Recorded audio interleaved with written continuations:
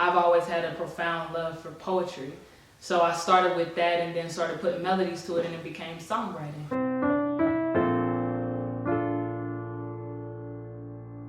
Cincinnati is hard, and you know it is enriched in music. Yeah. a lot of the greats come from here. A lot of great background singers also come from here.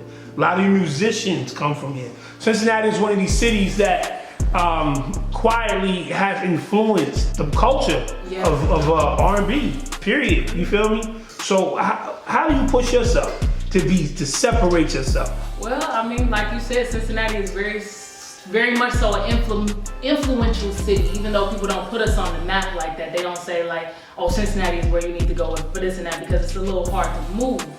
I would say that we are the granddaughters, grandsons, and children of funk. You know what I'm saying? That's where it all started. That's where it all started. So we had to pick up that inspiration from somewhere. And I know that as long as music is around, I'm gonna be here. So whatever I gotta do, if I'm singing outside on the sidewalk, I'm gonna do that. I'm gonna handle that. If I hear a good guitar player, a pianist of some sort, I'm big on like creating music organically.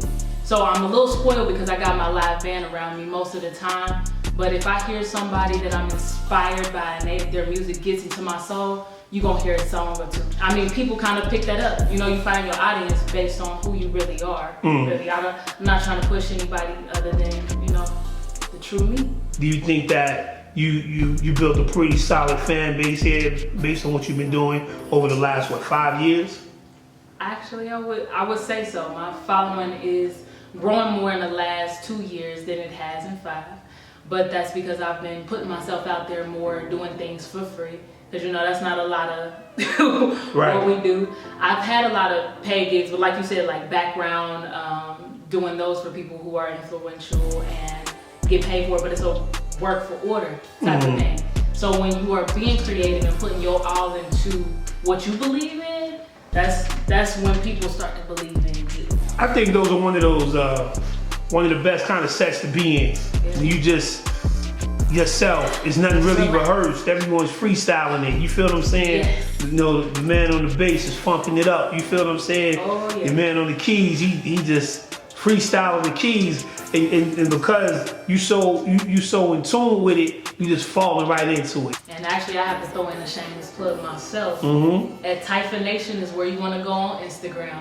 Okay, so now y'all looking for a creative, organic, and very, very, very authentic experience with music, y'all need to hit up Typha Nation. All right?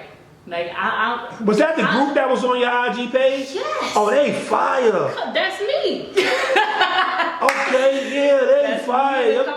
Yeah, that's your band? Yes. Hey. But what's crazy is we're more than just a band. Like these are individual artists. These are talented and skilled musicians that all came together to create basically a nation of people that do what we do. Right. Like just get your thing out there and we gonna figure out how to put you to work.